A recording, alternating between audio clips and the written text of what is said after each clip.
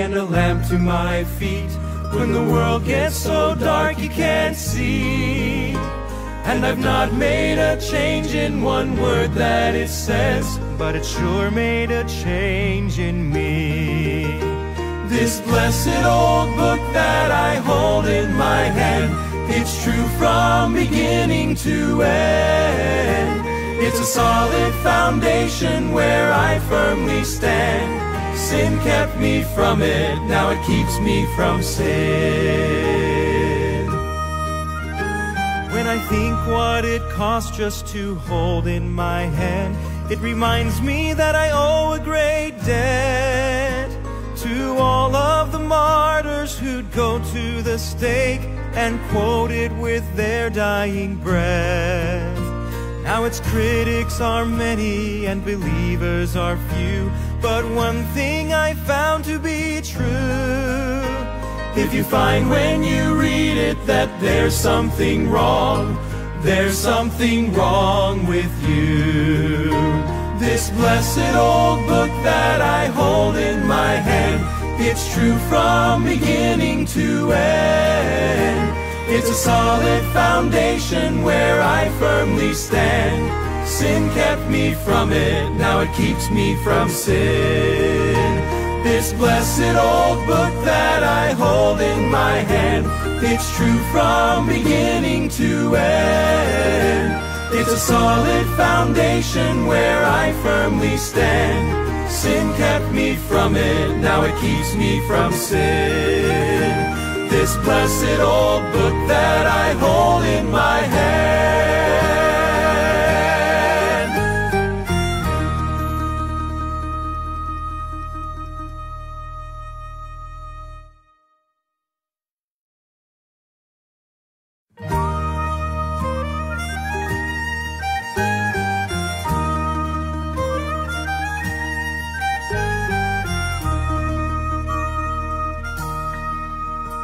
It's a well of pure water when I'm thirsty and dry, bread when I'm hungry and warm.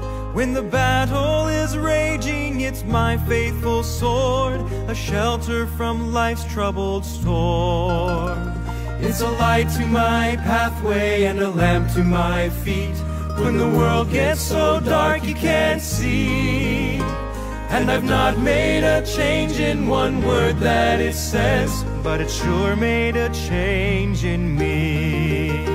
This blessed old book that I hold in my hand, it's true from beginning to end. It's a solid foundation where I firmly stand. Sin kept me from it, now it keeps me from sin. When I think what it costs just to hold in my hand, it reminds me that I owe a great debt to all of the martyrs who'd go to the stake and quote it with their dying breath. Now its critics are many and believers are few, but one thing I found to be true: if you find when you read it that there's something wrong, there's something wrong with you. This blessed old book that I hold in my hand, it's true from beginning to end. It's a solid foundation where I firmly stand. Sin kept me from it, now it keeps me from sin. This blessed old book that I hold in my hand, it's true from beginning to end. It's a solid foundation where I firmly stand. Sin kept me from it, now it keeps me from sin. This blessed old book that I hold in my hand.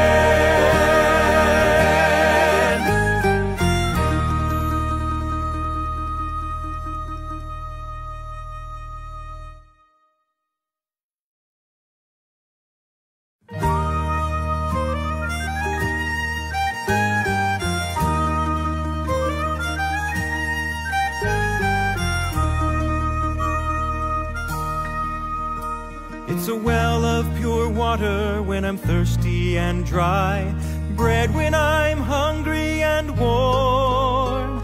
When the battle is raging, it's my faithful sword, a shelter from life's troubled storm. It's a light to my pathway and a lamp to my feet. When the world gets so dark you can't see, and I've not made a change in one word that it says, but it sure made a change in me. This blessed old book that I hold in my hand, it's true from beginning to end. It's a solid foundation where I firmly stand. Sin kept me from it, now it keeps me from sin. When I think what it costs just to hold in my hand, it reminds me that I owe a great debt to all of the martyrs who'd go to the stake and quote it with their dying breath. Now its critics are many and believers are few, but one thing I found to be true: if you find when you read it that there's something wrong, there's something wrong with you.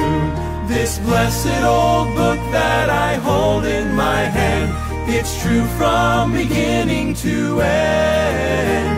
It's a solid foundation where I firmly stand. Sin kept me from it, now it keeps me from sin. This blessed old book that I hold in my hand, it's true from beginning to end. It's a solid foundation where I firmly stand. Sin kept me from it, now it keeps me from sin.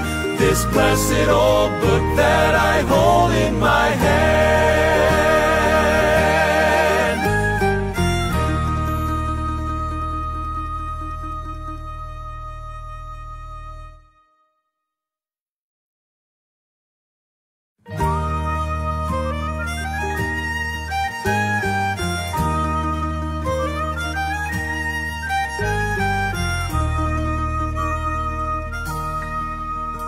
It's a well of pure water when I'm thirsty and dry, bread when I'm hungry and warm. When the battle is raging, it's my faithful sword, a shelter from life's troubled storm. It's a light to my pathway and a lamp to my feet when the world gets...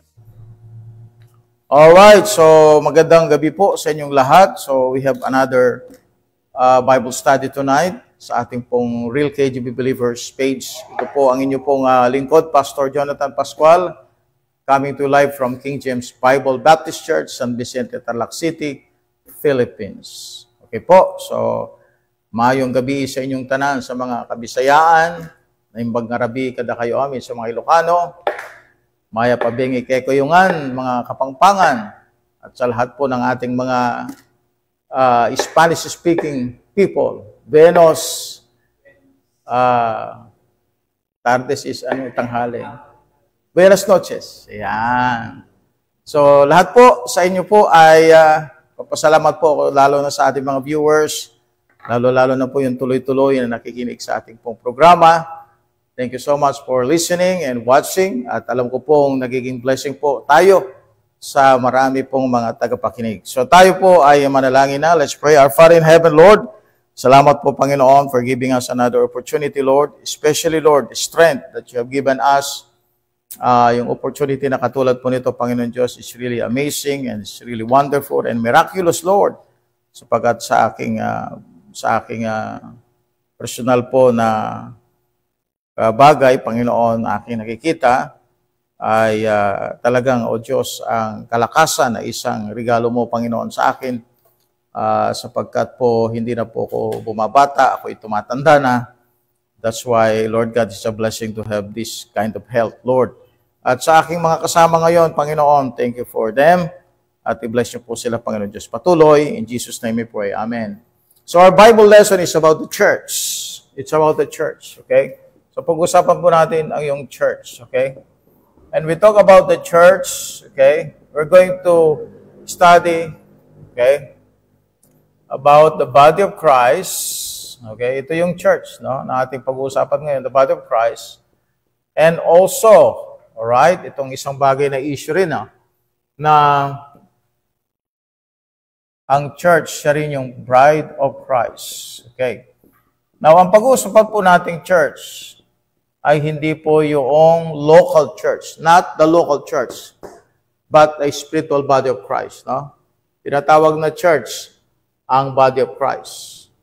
So, hindi po natin pag-uusapan ang local church, not the local church, but the spiritual body of Christ. Okay? So, dalawa po yan. No? Either yan ay local, o kaya ito ay yung spiritual. When we say local, yun yung visible organization. Pag sinabi nating body of Christ, that's the spiritual organism. Organism po yan, body. No? Okay, so spiritual po ang pag-uusapan ng the spiritual body of Christ. So we're going to talk about that. Okay, so importante po sa pag-aaral po natin na nakikita po natin yung differences, no, ng mga bagay-bagay sa Bible. So, tulad po niyan, no, pag sinabi mong church, it doesn't mean the local church only, no. Ang church po ay ginagamit po rin sa body of Christ. Okay? And actually, ang church ay maraming gamit. No? Yung word na church, maraming gamit. It could be used for the Old Testament, saints. It could be used even for the pagan assembly. Kasi nga, ang ibig sabihin ng church is ecclesia. No? It could mean the local church of the New Testament. But this time, we're going to talk about the body of Christ, the church. Okay? Now, we have the key verse here. No? Key verse. Dito po sa 1 Corinthians 12:13. Okay? So, gagamit po tayo ng PowerPoint ngayon. Okay? Para po makita po ninyo yung lesson natin sa PowerPoint. Okay? Yan.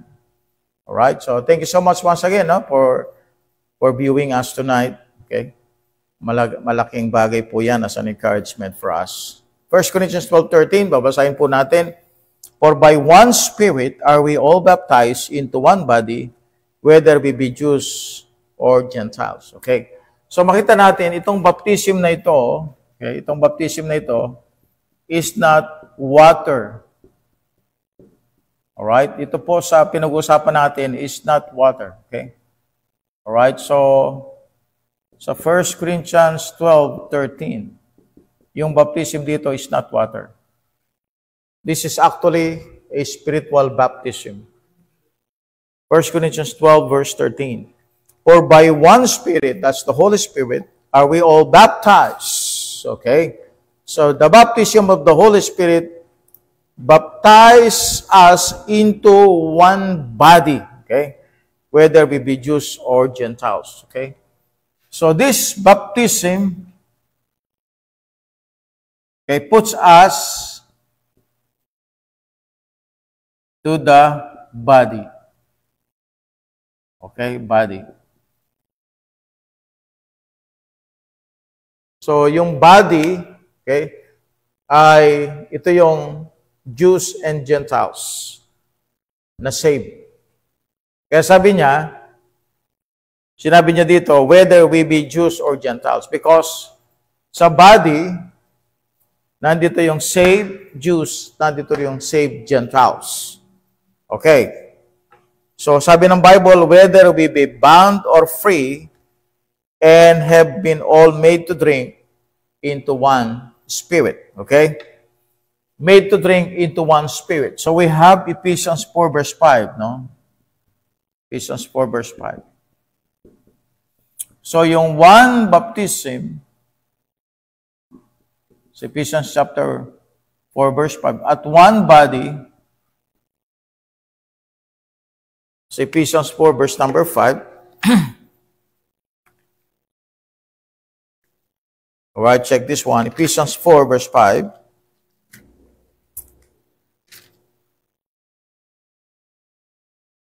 One Lord, one faith, one baptism. Okay? And then in verse 4, nakalagay siya, one body. See that? No? Kita niyo yung one baptism, one body. So, anong baptism ito? Ito. 1 Corinthians 12:13. Anong one body na ito? Ito. So, the church is the body of Christ. So, paano ngayon yung operation? Ang operation ay para magkaroon ng member ang body, it is through the Holy Spirit. It is the baptism of the Holy Spirit that will put anyone into the body. Kaya nga, ang Holy Spirit, okay, ay nating agent siya, para yung isang believer may lagay sa body of Christ. So, yung one baptism dito is not water baptism. It is a spiritual baptism. And this one body is the body of Christ. Okay.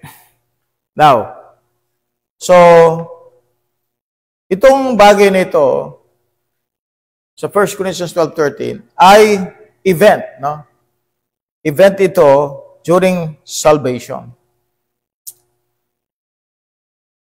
At salvation, the Holy Spirit baptizes every believer into Christ's body. Okay? And you can see also in Romans chapter 6, may mga binabanggit dito sa Bible. So, itong church na ito ay hindi ito building, hindi ito denomination, okay? Hindi ito religious system, it is the spiritual body of Christ. Okay? Now, mamaya makita natin yung verse na yung body ay minention as church. Okay. Now, punta muna tayo doon sa Romans 6 verse 3 to 4. Romans 6 verse 3 to 4. Romans 6 verse 3 to 4. Know ye not that so many of us as were baptized into Jesus Christ were baptized into his death? So this is a spiritual baptism. Therefore we are buried with him by baptism into death, that like as Christ was raised up from the dead by the glory of the Father, even so we also should walk in the newness of life. Okay? In Galatians 3 verse 27. Galatians 3 verse 27. Galatians 3 verse number 27. So, sundan lang po ninyo mga verses na yan. Okay? Upang sa ganun makita nyo sa inyong mga mata, hindi lamang po kami na nagsasalita at nagsasabi dito, kundi mismo kayo po, nakita ninyo. And kapag nakita po niya, underline those words. O kaya, lagyan nyo ng mark. For as many as of you as have been baptized into Christ, have put on Christ. So, ang baptism, mga kapatid, kapag nakita natin sa Bible, hindi po natin kagad immediately conclude, water ito, o may tubig dito, So, it's not water. So, yung minention dito, yung mga verses, Romans 6, 1 Corinthians 12, Ephesians chapter 4, Galatians 3, hindi po yan water baptism. That's a spiritual baptism. Okay.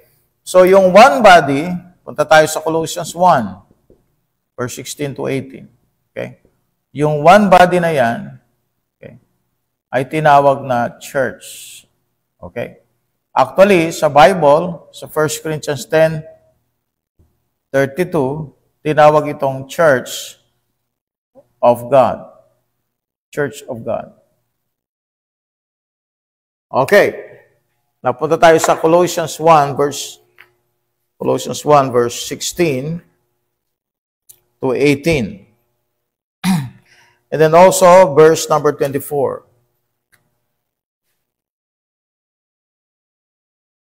Verse 24. Sige, Brad. Colossians chapter 1, verse number 16 down to verse number 18. For by him were all things created, that are in heaven and that are in earth, visible and invisible, whether they be thrones or dominions or principalities or powers, all things were created by him and for him. Amen. 17, and he is before all things, and by him all things consist. There you go. Verse 18, and he is the head of the body, the church, who is the beginning, the firstborn from the dead, that in all things he might have the preeminence. Alright, so tingnan po ninyo yung word na body. Kalagay doon, body. The church. See that? So yung body is the church. Alright. Hindi yan sinabing churches. One lang, single church. One single body, one single church. You go to verse 24.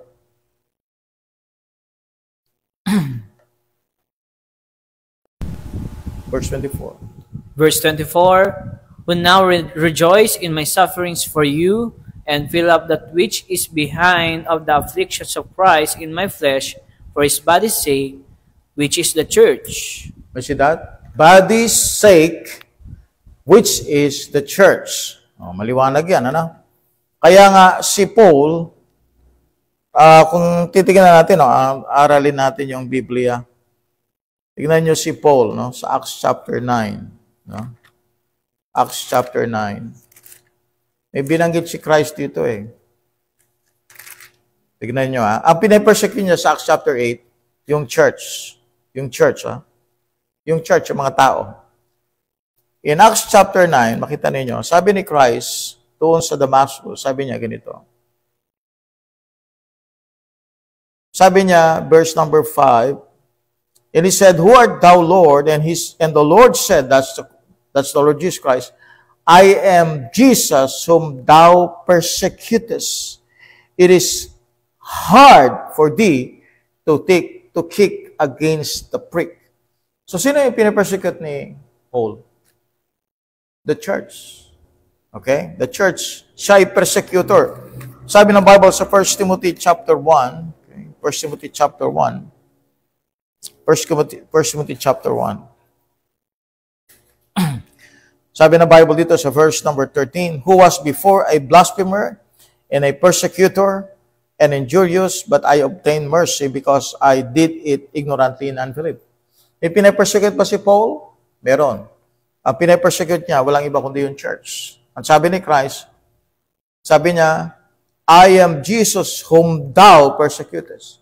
So, ang pinapersecute niya yung church. Okay. Pero sabi ni Christ, ako ang pinapersecute mo. No? So, bibigyan pa natin ng ilang mga verses para maliwanag natin maintindihan. No? 1 Corinthians chapter 15. 1 Corinthians chapter 15.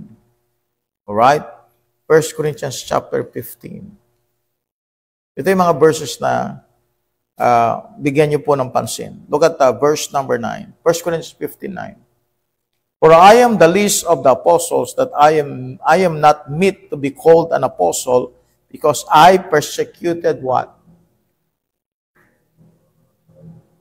The church of God. So, pinapersecute niya yung mga tao. Sabi ni Christ, ako yung pinapersecute mo. At sabi ng Bible dito, ang pinapersecute niya yung church of God. Okay, now, anong koneksyon ni Christ doon sa church? Anong koneksyon ni Christ doon sa church? Sabi ng Colossians chapter 1 kanina, kung babasahin po ninyo ulit, ulit.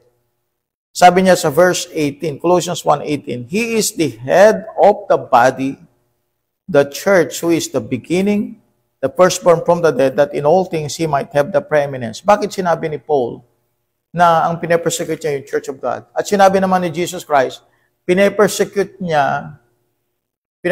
Paul, si Jesus. Okay? Dito, ang head ng body, walang iba kundi si Christ. So, sino yung body niya? Yung church. So, the body is the church. The head is Jesus Christ. No? Kaya nasasaktan si Christ because part ito ng kanyang body. Body niya yun eh. Body ni Christ. Kaya nasasaktan siya. Now, you go to the book of Ephesians chapter 5. No? Ephesians chapter 5. You go to the book of Ephesians chapter 5. Alright, Ephesians chapter 5. You go to Ephesians chapter 5. Alright, ito sabi niya, no? For we are, verse number 29. Verse number 28. So ought men to love their wives as their own bodies. He that loveth his wife, loveth himself. Now, ito yung relationship ng mag-asawa. For no man ever yet hated his own flesh, but nourisheth and cherisheth it, even as the Lord, the church. Now look at this one, ano? Yung head is the Lord Jesus Christ, the body is the church. For we are members of His body, of His flesh and of His bones. So maliwanag na habang pine-persecute ni Paul, yung body, sasaktan ang Panginoon. Sapagkat siya rin ang nagsabi sa verse 20, For no man ever yet hated his own flesh, but nourisheth and cherisheth it, even as the Lord, the church. So affected si Christ sa nangyayari sa church because that is His spiritual body. Okay, so naintindihan natin ngayon, ano? Now you go to Galatians chapter 1. Kaya nga may mga nagtatanong, kailan ba nag-start ang church? Nag-start ang church bago pa si Pablo. Because nung dumating na si Pablo, nandun na yung church, nandun na yung mga taong kanyang pinapersecute. Yung mga pinapersecute ng tao, bahagi na ng church. So, bago pa si Paul converted na yung iba at nakikristo na. Galatians chapter 1, please. Okay?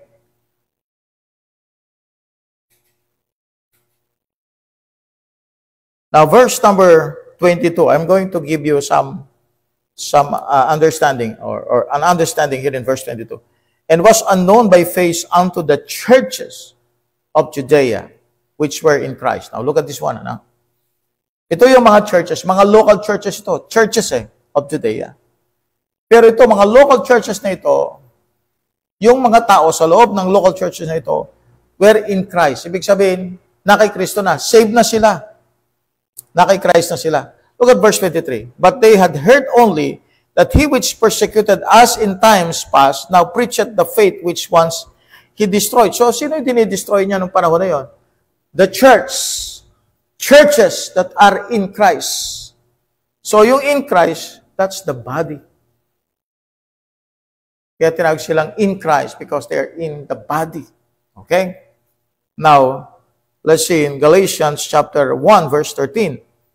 For ye have heard of my conversation in time past in the Jewish religion, how that beyond measure I persecuted the church of God and wasted it. At yung church of God na yun, they are in Christ. Kaya si Paul, bago siya dumating, meron ng mga taong in Christ, nakikristo na. May mga believers na, Romans chapter 16. Romans 16. Okay? Sabi ng Bible sa verse 7, Salute Andronicus and Junia, my kinsmen and my fellow prisoners who are of note among the apostles who also were in Christ before me. So yung Acts 9 dispensationalists, mali po sila. No? Na sabi nila, nag-start ang church kay Paul. No, before Paul, may church na. Yun nga ang pinersecute niya. No? So the body of Christ are the believers. Okay? So in this body, all distinctions of nationality, social status, or background are removed.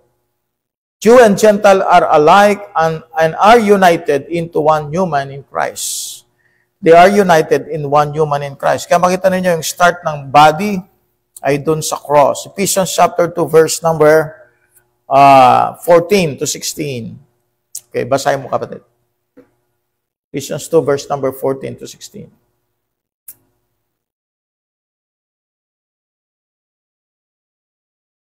Ephesians chapter 2, verse 14 down to verse number 16. Sige. For he is our peace, what made both one, and hath broken down the middle wall of partition between us.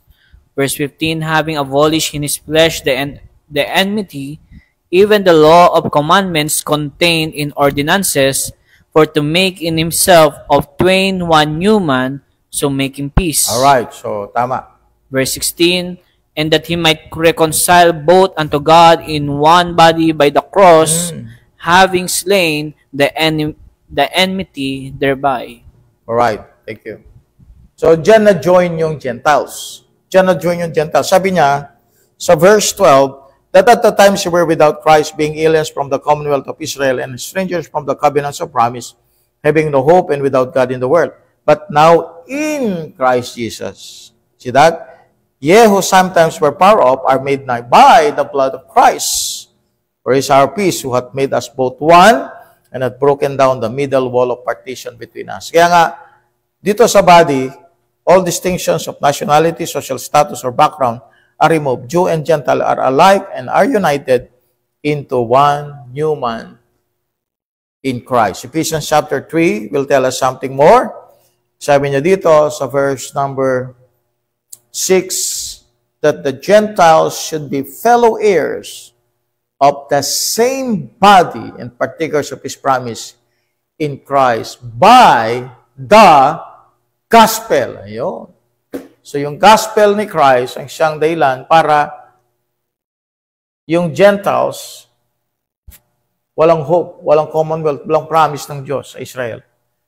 Nagkaroon ng part sa body by the gospel. Dahil sa Ebanghelyo. Kaya pinipreach natin yung gospel of grace of God para sa ganon, yung mga outside, yung walang promise ang Diyos sa kanila, walang God, karoon ng kaligtasan. Okay? Now, so Christ is the head of the church according to Ephesians 1 verse 22. Ephesians 1 verse 22. Tignan natin ito, mga kapatid. Nakibasa mo ba? Actually, binanggit na rin kanina yan. Siyang head ng church sa Colossians chapter 1 verse 16. Ephesians chapter 1 verse 22, and hath put all things under His feet, and gave Him to be the head over all things to the church. Yun. Verse 23. Verse 23, which is His body, the fullness of Him that filleth all in all. Oh yeah, very clear. Huh? Church and body. So, the head of the church, yung ulo no, ng church, ay yung body, ay yung Panginoong Jesucristo. And yung body niya, yun ang mga believers. And believers are members of His body. 1 Corinthians 12, verse number 12 to 27. Okay. So, dito, na-clarify na natin, na-clarify natin dito, na yung body ay walang iba kundi yung church. Okay? Yung body, tinawag din siyang body of the Lord Jesus Christ. Okay? We are members of His body. Okay? So, yung word na me, or we, I should say, okay? Tayo ay members ng body.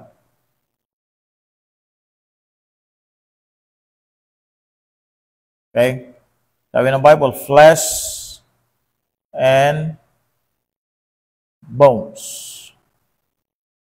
Flesh and bones. Alright, so let's see the Bible. Ephesians 5, verse number 30. Sabi niya dito, for we are members of His body, of His flesh, and of His bones. Alright, so we are part of Christ. We are united with Christ. Now, so second, natin, itong bride of Christ. Okay, now, so lahat ng ito ay New Testament doctrine, no? New Testament doctrine yan. Lahat ng yan ay New Testament doctrine. Alright? So, hindi doctrine sa Old Testament yan. Kaya, ang body of Christ is a mystery because it's not a doctrine in the Old Testament.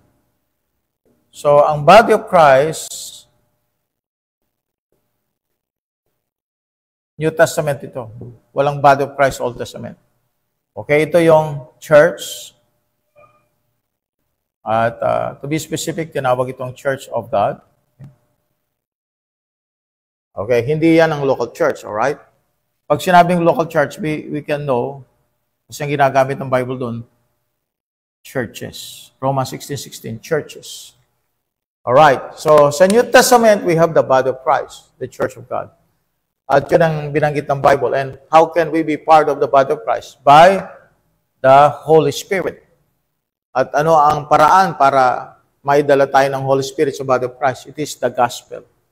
So, kailangan marinig natin yung gospel, mag-believe tayo sa gospel, at pagkatapos masil tayo ng Holy Spirit.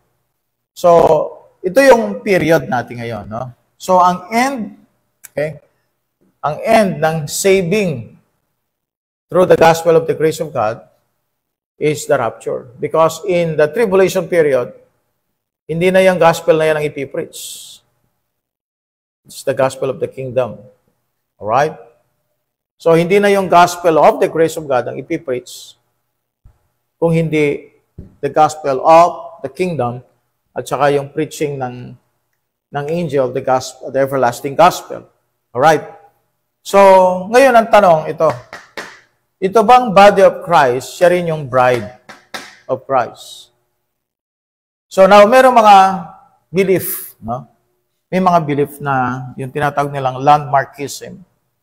Ang landmarkism, naniniwala sila doon sa successionism. Landmarkism. Successionism. No? Itong successionism ay naniniwala na si Christ ang siyang nag-build sa church. Okay? Christ built the church. Local church built the church. At ang starting point nila dyan, okay, ay doon sa Matthew 16:18. Alright? Yan. So ito yung successionism. So from this establishment, okay, ito yung landmarkism, dire-diretso hanggang sa rapture. So, but this landmarkism, ang tinutukoy niyang church dyan, ay hindi yung body of Christ, kundi yung local church. Okay? Alright, so inadapt ito ng ilang mga Baptist. At yung local church daw ay Baptist. Okay. So, since Baptist yung church, at ang church ay bride ni Christ, then therefore, Baptist is the bride of Christ. Yan ang turo, no? Landmarkism yan, or successionism. So, nag-start kay Christ, tapos yung mga apostles, tapos disciples, tapos nagkaroon na ng pag-spread, okay? Mula sa panahong ito hanggang sa rapture, ay spread ang Baptist, pagkat binaptize daw si Christ ng isang Baptist preacher. Kaya si Christ ay Baptist, kaya nga isinablish ng church ay hindi Mormon Church, hindi Methodist Church, hindi Lutheran Church, hindi Evangelical Church, hindi Iglesia ni Cristo, hindi Saksi ni Jehovah. So, dahil binaptize siya ni John the Baptist, Baptist Church. Okay? Ang church ng Matthew 16:18. At dahil sa hindi ito, sabi ng Bible, even the gates of hell shall not prevail against it. Ibig sabihin, mula sa panahon ng establishment ng Baptist Church, hanggang ngayon, hindi nawala yung Baptist. At later on, kapag na-rapture yung church, because they said that the church is the bride of Christ, local church, ang pinutukoy nila dyan, not the body of Christ, because they don't believe in the body of Christ or the spiritual body. They believe only in one church, which is the local church. Kaya sa kanila, yung one church dito, one body dito is a local church, which particularly sinabi nila Baptist, no? So ngayon, ang ira-rapture yung church, right? So ang mara-rapture yung body. At sa kanila yung body is a local organization of Baptist churches. So masasave yung, ma-redeem sa earth yung Baptist, save Baptist people around the world, at ang ikakasal ng Panginoon ay yung bride ni Christ. Sa kanila, ang bride ni Christ, walang iba kundi ang Baptist. Kaya ang turo na yon ay tinatawag na Baptist Bridism. Baptist Bridism. Okay. Now, yun yung other side. That's the other side. Okay? So alam nating walang foundation ito, no? Walang foundation ito. It's a wrong doctrine. Walang foundation ito. Ito ay assumption, no? Parang din yan, parang Jesus Christ burned in hell. Or Jesus Christ suffered in hell. Assumption, walang foundation. So maraming gano'n naman turo no? Assume, pero walang foundation sa Bible. Okay. Now, so yung bride ni Christ, ano ba talaga yon? No? Yun yung body of Christ. No? Ano yung mga verse na napapatunay na yung body ni Christ, siya yung bride ni Christ. Okay? Some wrongly teach that Israel, ito pa yung isa, yung mga hyper-dispensationalist naman, hindi ito mga landmarkism. Ito yung mga hyper-dispensationalists. Okay? They teach that Israel is the bride of Christ in this present dispensation. Okay? Sa kanila, yung Israel, hindi yung body of Christ, ang siyang bride ni Christ. Alright? Israel sa kanila. Now, let's check the Bible and examine this belief na Israel is the bride of Christ. Alright? Israel in the Old Testament. Meron tayong PowerPoint, brother. Dapat kanina pa.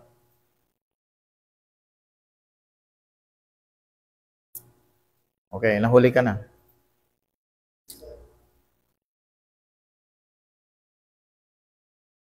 So, number 2 na tayo. Mamaya, ino na lang ating review. Kasi nga, hindi napansin ng ating assistant. No? Na meron tayong PowerPoint. Okay, number 2 is the bride of Christ. The church, not Israel. No? The bride of Christ is not Israel. Okay. So some wrongly teach that Israel is the bride of Christ in this present dispensation. Pag sinabi natin present dispensation, ito yung panahon na ito. No? Sabi ng mga hyper-dispensationalists, they said that ang Israel ang siyang bride ni Christ. Israel ang siyang bride ni Christ. Now, Israel in the Old Testament. Okay. So, atras tayo. Old Testament, ano?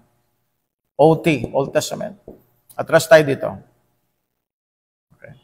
Dito sa Old Testament, ang wife ng Lord, no? Lord, Jehovah, ang wife ng Lord, Jehovah, ng Father, ay ang Israel. Yan ang kanyang wife.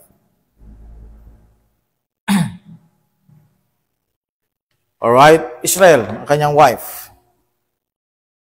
And you can see that in Jeremiah 3:20. Jeremiah 3:20. Sige Brad, pwede mo nang i-present. Jeremiah 3:20. Sabayan mo yung aking one. Jeremiah 3:20. Okay? Dito po, sabi niya sa Jeremiah 3:20, surely as a wife, see that? Surely as a wife treacherously departed from her husband, so have ye dealt treacherously with me, O house of Israel, said the Lord. Sabi niya, surely as a wife treacherously departed from her husband, so have ye dealt treacherously with me, O house of Israel, said the Lord. Oh. Kasi nga, siya yung wife ng Jehovah. Siya ang wife ng Panginoon sa Old Testament. So, nag-apostate. Naging idolatrous ang Israel. So, sabi niya, para kang wife na nag-deal ka treacherously sa iyong husband at lumayo ka sa iyong husband. So, ganun yung kalagayan ng Israel sa Diyos sa Old Testament. Okay, next is Hosea. See the book of Hosea, chapter 2, verse 2. Book of Hosea, chapter 2, verse 2.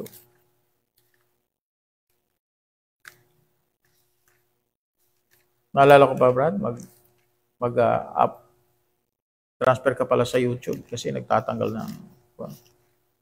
Okay, Hosea chapter 2, verse 2. Hosea chapter 2, verse 2. Plead with your mother, plead, for she is not my wife. Neither am I her husband.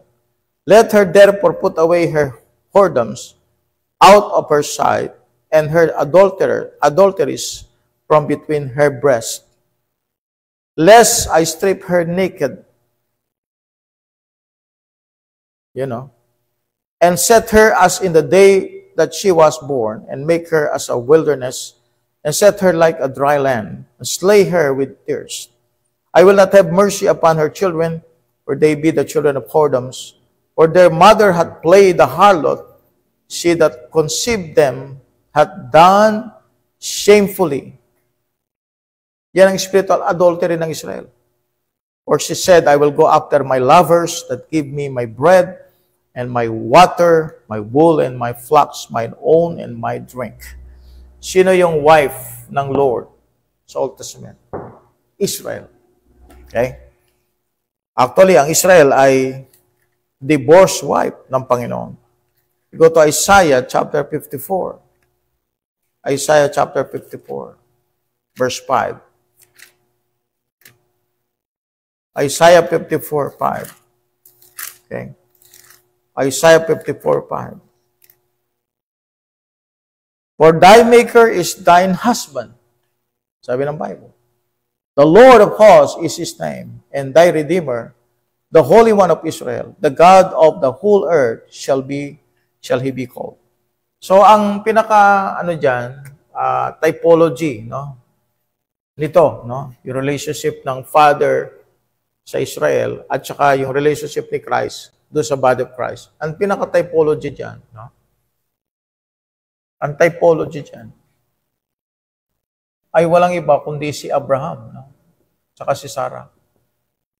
Abraham, okay, Sarah. Then we have Isaac, and Rebecca. Okay? Makita mo itong typology ito, makita mo yan sa Genesis 24. Yan ang typology ng bride ni Christ. Si Isaac, siya yung type ni Jesus Christ. Rebecca is the type of the body of Christ. Abraham is the type of the father. Sarah is the type of Israel. Kaya nga nung namatay si Sarah, now look at this one, Sarah, sa Genesis 24, tingnan niyo ha. Meron pang isang karakter dyan si Eliezer. Alright? Dito naman, ang typology ni Eliezer, yung Holy Spirit. Okay. Tignan nyo ganda ng pagkakaano dito. Describe ng Bible. Genesis 24. Alright. So dito, sabi niya, verse 67. And Isaac, namatay na si Sarah dito And Isaac brought her, sino yan? Si Rebecca, into his mother's Sarah's tent. And took Rebecca, and she became his wife. And he loved her. And Isaac was comforted after his mother's tent. So, ang picture ni Sarah, ay picture ng Israel. Doon, yun ang ginamit ng bride ni Isaac. Yung tent mismo ni Sarah. So, that speaks about the apostles as the foundation of the church. Ephesians chapter 2, verse 20. And yung mga apostol, they are Israel. They are Jews.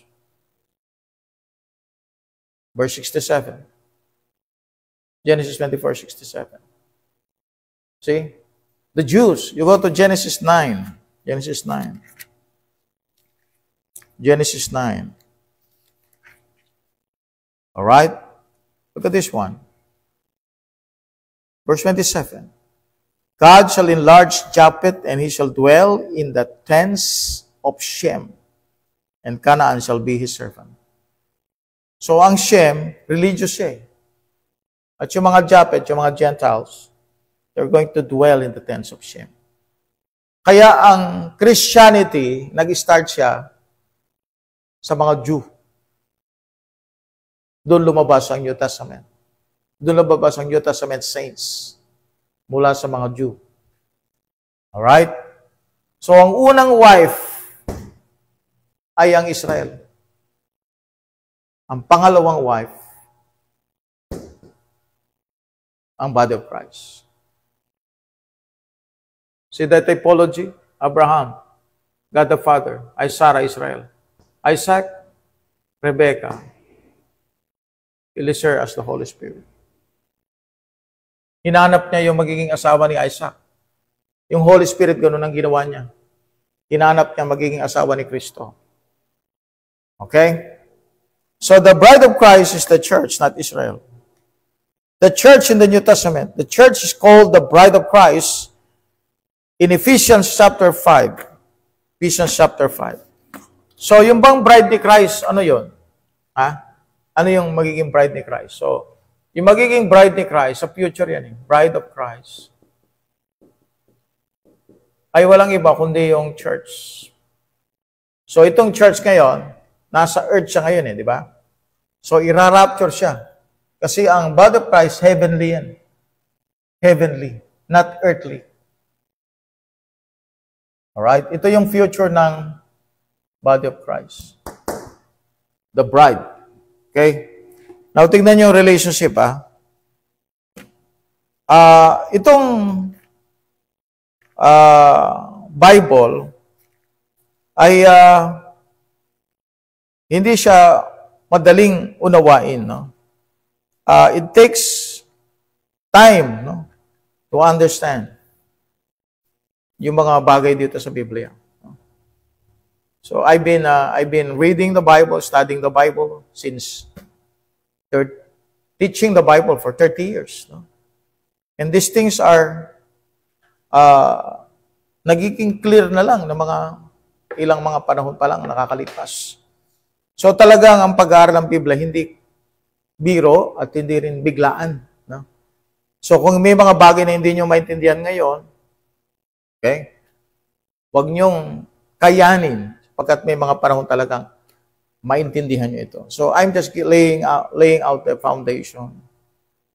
Pinakikita ko sa inyo ito, na-expose ko sa kayo sa truth para maging familiar kayo. Para kapag inulit ito, yan, naiintindihan nyo na. Okay? Pero hindi ko in-expect na maintindihan nyo kaagad-agad. Alright? Ephesians chapter 5, verse number, ito yung relationship ni Christ sa church. Okay? Ephesians 5, verse 25. Now listen to this. Husbands, love your wives even as Christ also loved the church. You see that? Sino yung inibig ni Kristo? Yung church. Now, kung hindi naman siya pwedeng umibig ng hindi niya magiging asawa. Tama ba, Brad? O, yan. Dalawa lang kami dito, pero nag-uusap kami dalawa.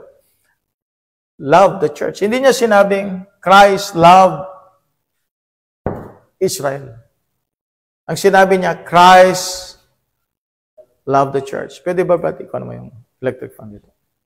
Christ loved the church. See that? Maliwanag naman yun di ba? Sabi nila, metaphoric daw. Pero dito, maliwanag na ang inibig ni Kristo ay yung kanyang church. Hindi niya sinabing, I love Israel. Christ loved the church. Okay?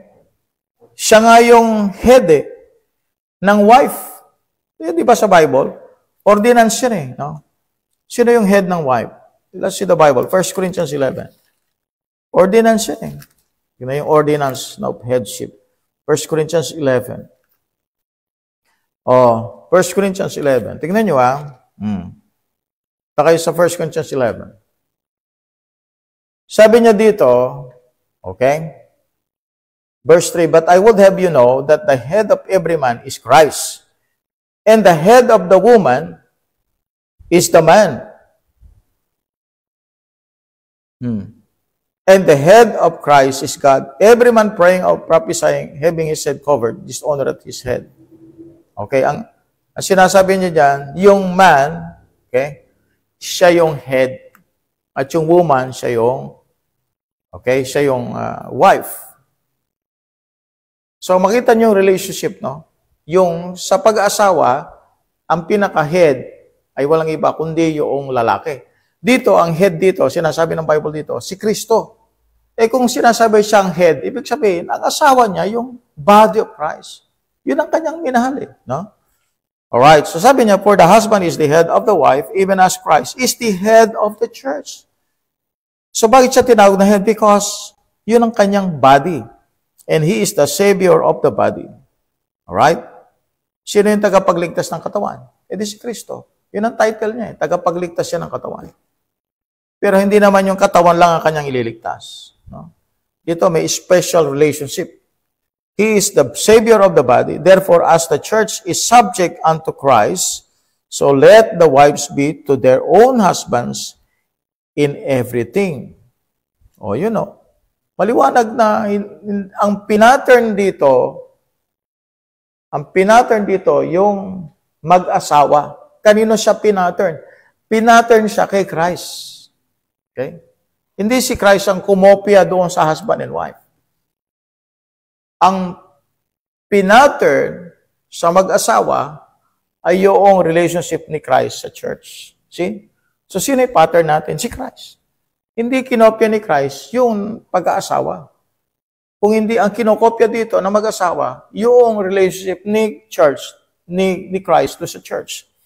Alright. So, sa verse number 26, sabi niya, 25, husbands, love your wives, even, equivalent ng even means equivalent, as Christ loved the church and gave himself for it. Sino yung wife? Sino yung wife? Ni Christ. Ito yung church. Kasi may husband kanina eh. Husband and wife relationship. So, Christ and church relationship. So, husband and wife relationship. And gave himself for it, that he might sanctify and cleanse it with the washing of regenerate water by the word, that he might present it to himself a glorious church, not having spot or wrinkle or anything, but that it should be holy and without blemish. Ano ipipresent niya? Ba't siya magpipresent? Bakit ipipresent ni Christ ang isang church, ang isang glorious church? So, yan ang purpose pala ng rapture, no? For the glorious church. So, ang bride of Christ, ito yung glorious church. Ito yung earthly, okay? Present situation ng church. But there is what we call a glorious church. Alright, so, ulit na ulit. Inuulit ni Christ to eh.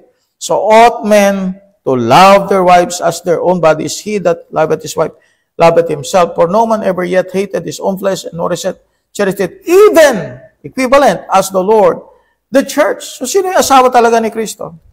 The church. Binabagay dyan palagi. The church, the church, the church, the church. Okay? Now, kaya mapapansin ninyo sa Bible, yung sa Revelation 19, no? Punta tayo sa Revelation 19. Okay? Dito hindi na tayo manghuhula dito. Kasi nakalagay doon, lamb's wife eh. Tapos ipakikita ko sa inyo yung 2 Corinthians 11. Ito, maliwanag ito.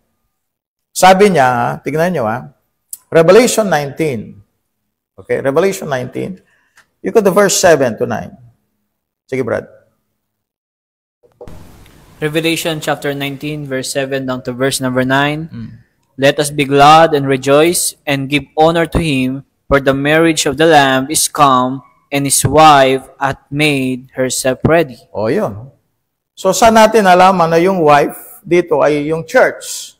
Doon sa Ephesians chapter 5. Yun ang kanyang ipipresent, a glorious church. See that? Kaya sabi niya, hath made herself ready. Asan yung lamb's wife? Doon makita yung lamb's wife. Saan mo makita yung lamb's wife? Makita mo yung lamb's wife doon sa New Jerusalem. Okay? But to her was granted that she should be arrayed with fine linen, clean and white. You see this? Glorious church. For the fine linen is the righteousness of the saints. And he said unto me, right, blessed are they which are called unto the marriage supper of the Lamb. And he said unto me, these are the true sayings of God. See that? The lamb's wife. Sino yung lamb's wife? Binanggit sa Ephesians chapter 5. Again, Another verse. 2 Corinthians 11 verse 2. 2 Corinthians 11 verse 2. 2 Corinthians 11 verse 2. Okay? Sige, Brad. 2 Corinthians 11 verse 2. Tignan nyo, itong salitang ito ay ginagamit sa Old Testament. Ginagamit kay Joseph at Mary. Tignan niyo 2 Corinthians 11 verse 2. 2 Corinthians chapter 11, verse number 2. For I am jealous over you with godly jealousy, for I have espoused you to one husband, that I may present you as a chaste virgin to Christ. Ayun, I have espoused you to one husband. Yung yun na yun ang Christian. I have espoused you to one husband, that I may present you as a chaste virgin to Christ. Yung salitang chaste virgin, picture yun ng ikakasal, chaste virgin. Okay? Tignan nyo sa Bible, no? Matthew chapter 1. Okay. Sino yung na-espouse kay Mary? Matthew chapter 1. Sino yung na-espouse kay Mary?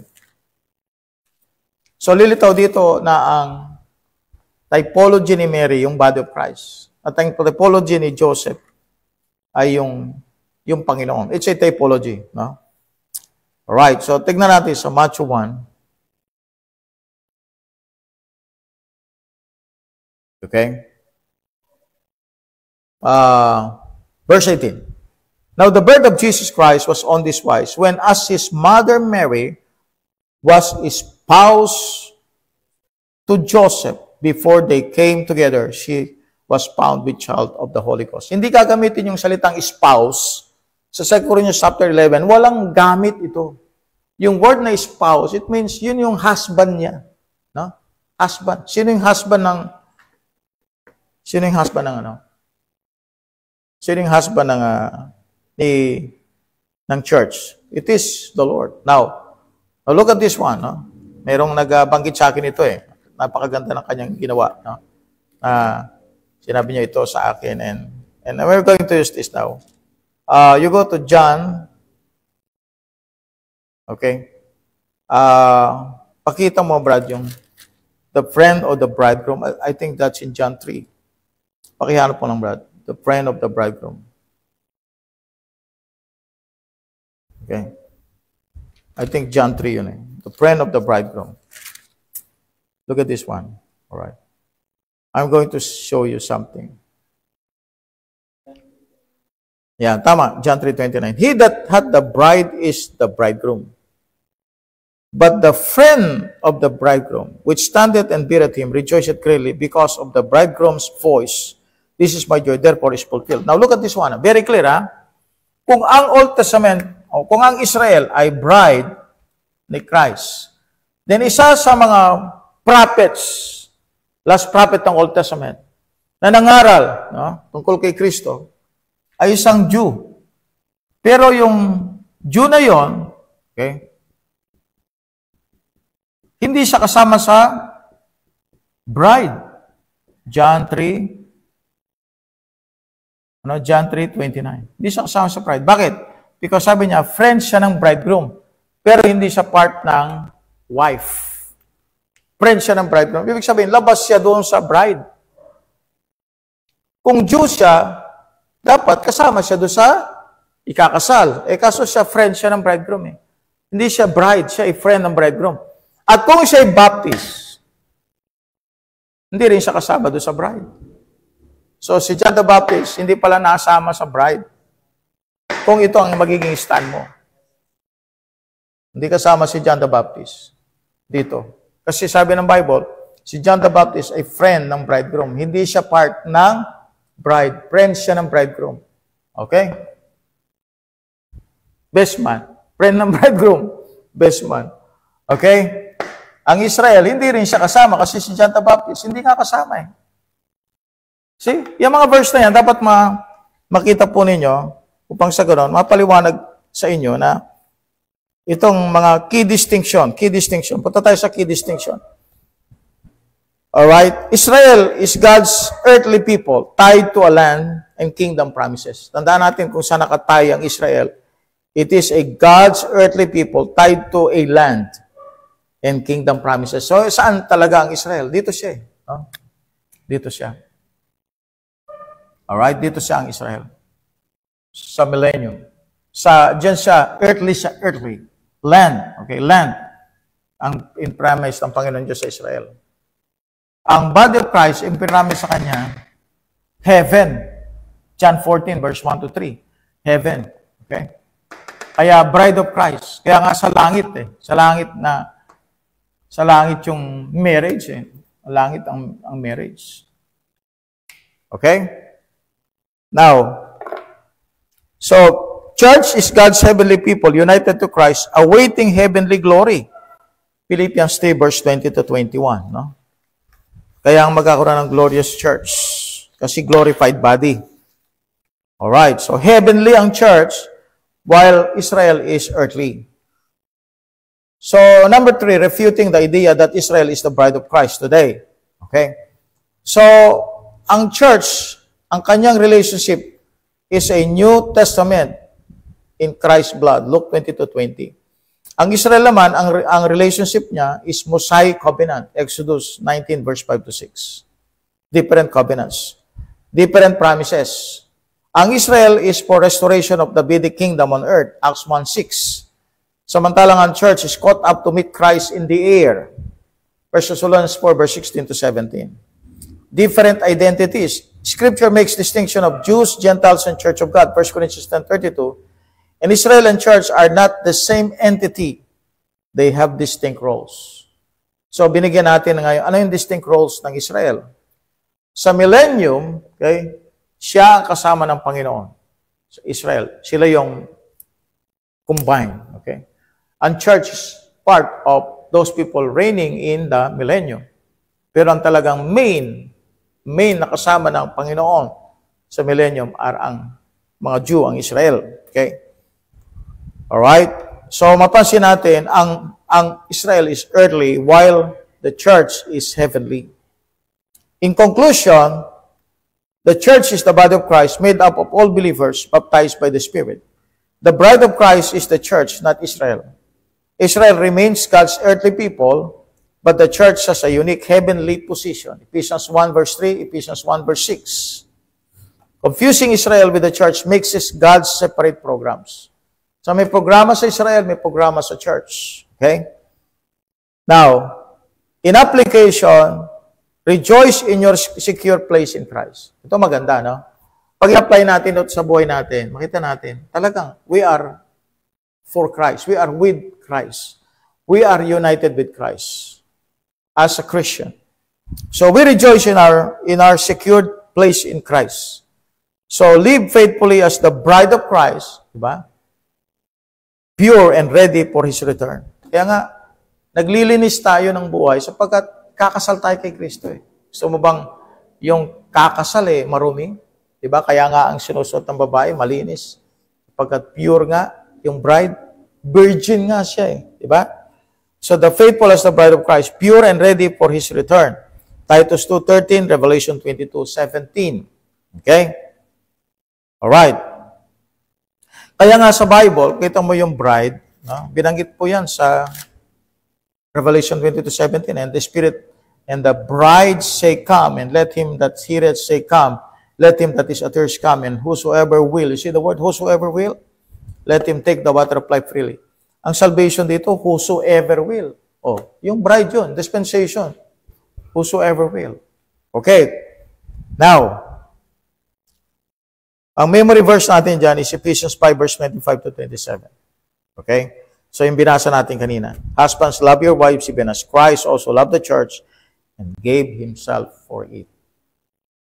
That He might sanctify and cleanse it with the washing of water by the word, that He might present it to Himself a glorious church, not having spot or wrinkle or any such thing, but that it should be holy and without blemish. Okay? So, yun po yung ending. Yun po, dito po tayo nagwawakas. So, sa ating pag-aaral, okay, nakita natin ang Israel ay meron siyang role na ginampanan. Meron din siyang role na gagampanan sa millennium together with the Lord. Ang church, meron din siyang role na gagampanan. Siya ang magiging bride ni Christ sa future. Si John the Baptist is a friend of the bridegroom, bagaman pero siya ay Hudyo, no? Hindi siya bahagi doon sa bride. Friend siya ng bridegroom. Sa landmarkism, sinabi nila na si Christ ay nag-build ng church at yung church na binuild niya, yung Baptist Church. At mag-stay yung hanggang sa ma-rapture sila, yung Baptist Church. But this teaching is not scriptural. Okay? Hindi scriptural yan. Bagaman may mga naniniwala. Pero ang paniniwala na yan ay hindi scriptural. Okay? So again, the church that we talk about is the body of Christ. Spiritual po ito. And siya yung bride ni Christ. Okay? Ang baptism na binanggit natin kanina is not water. This is spiritual. And that spirit baptism or spiritual baptism put you into the body of Christ during the time of dispensation of grace. So, yung one baptism at one body na binabanggit sa Bible, sa Ephesians 4 verse 5 and 6, Ephesians 4 verse 4 and 5, is about the body of Christ and the baptism, spiritual baptism of 1 Corinthians 12:13. So, yung one body is the church, the head is Christ. Tinawag din yung church na yan, Church of God. Church of the living God. Binanggit nga yan sa Bible, di ba? So, sino yung mga members ng body? Those people who are saved by grace. Sabi ng Bible, by the gospel. Pamagitan ng ebanghelyo. Kaya tayo naging bahagi sa body ni Kristo. Amen? So, that's study. Amen? Yan ang pag-aaral. At sabi ko po sa inyo, kung hindi nyo man maintindihan kaagad-agad dyan, so ano lang po, okay? Time will come, it will be clear to you, pero ang kailangan mo lang talaga bigyan ng pansin, interest, intentional talaga na pag-aaralan mo ang Biblia. Para sa ganun, pagdating mo noon, it will be clear to you. Napakaraming aral po ngayon, mga kapatid. Kapag wala kang paniniwala, wala kang stand, wala kang belief, sabi ng Bible, children tossed to and fro with every wind of doctrine. Pag ganun-ganun ka, o saan ka pumupunta. Minsan Calvinist ka, minsan hyper-dispensationalist ka, minsan Bible believer ka, minsan landmarkism ka, minsan kung saan ka napunta, naging born again ka, o yun na, confused ka. Pero kapag may aral kang nakita, na paniwalaan, naging clear sa'yo, o hindi ka parang batang kung saan-saan ka inaagos o dinadala-dala. Okay, so again, keep on studying the Word of God. Yun ang utos ng Diyos. Study to show thyself approved unto God, a workman that needeth not to be ashamed, rightly dividing the word of truth. Again, God bless po at magandang gabi po sa inyo lahat. Tayo manalangin. O Diyos, dakila sa lahat, salamat po for giving us the opportunity, Lord, to study words. Panginoon, alam ko pong gabi na, pero salamat, Panginoon Diyos, sa mga viewers na hanggang ngayon, Panginoon Diyos, ay narito pa rin sila listening to the teachings and preaching of your word. Salamat po, Panginoon Diyos. Bless niyo po ang bawat isa. In Jesus' name, Amen. Okay, so, expect po ninyo ito yung mga Facebook Live natin ay ililipat po yan sa YouTube because hindi pwede kami mag-stay sa Facebook kasi nga, dinidelete ng Facebook. So, itong mga ito, makita nyo rin po kung sa Facebook nyo napanood dito, mapapanood din po ninyo sa YouTube. Okay? At doon sa YouTube, napakarami na nating video doon. And talagang kung gusto nyo mag-aaral ng Biblia, nandun lang po, mga kapatid. Pinipresent po talaga yung Bible. Okay, so yun lang. Last word, Brad. Last word na po tayo. Oo. Baka may mga viewers tayo na bago. Alright, amen. Ma-mention natin sila. Let's have a quick shout out. No? Shout out! Amen. Shout out po kay Pastor Wise Abeto, Pastor Amen. John Marie Pracio, Pastor Alan Patungan, Brother Grande Pacanya Panila, Brother Andre Jan Salvador, Sister Kyla Ibero, Sister Lobelia Patungan, kay Big Boss John, and kay Ma'am Jennifer Pascual, Pastor John Mark Rivero, Sister Gemma Ermitanyo, and ganoon din kay Sister Sofia de los Reyes, Brother Prince Arjen Capiri, Brother Magnon Mandal, Yeah.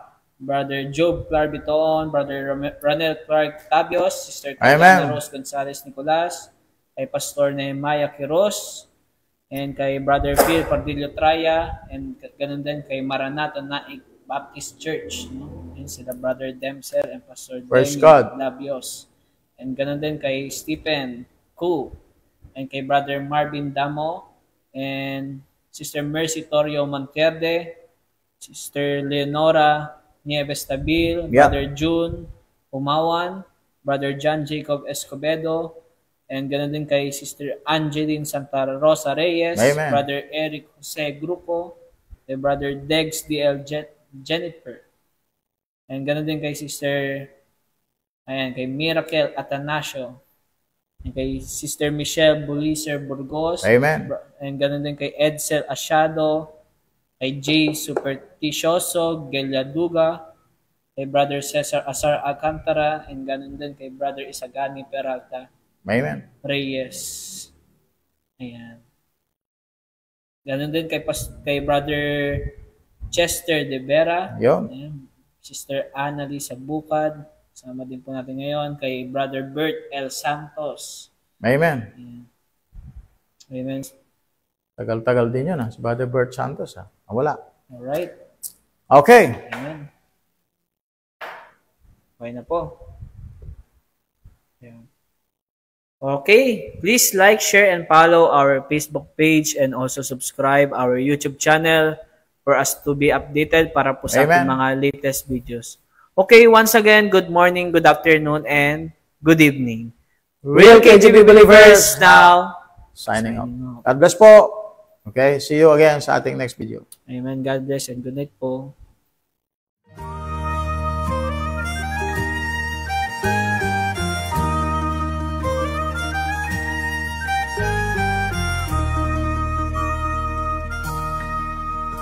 It's a well of pure water when I'm thirsty and dry, bread when I'm hungry and warm. When the battle is raging, it's my faithful sword, a shelter from life's troubled storm. It's a light to my pathway and a lamp to my feet when the world gets so dark you can't see. And I've not made a change in one word that it says, but it sure made a change in me. This blessed old book that I hold in my hand, it's true from beginning to end. It's a solid foundation where I firmly stand. Sin kept me from it, now it keeps me from sin. When I think what it costs just to hold in my hand, it reminds me that I owe a great debt to all of the martyrs who'd go to the stake and quote it with their dying breath. Now its critics are many and believers are few, but one thing I found to be true: if you find when you read it that there's something wrong, there's something wrong with you. This blessed old book that I hold in my hand, it's true from beginning to end. It's a solid foundation where I firmly stand. Sin kept me from it, now it keeps me from sin. This blessed old book that I hold in my hand, it's true from beginning to end. It's a solid foundation where I firmly stand. Sin kept me from it, now it keeps me from sin. This blessed old book that I hold in my hand.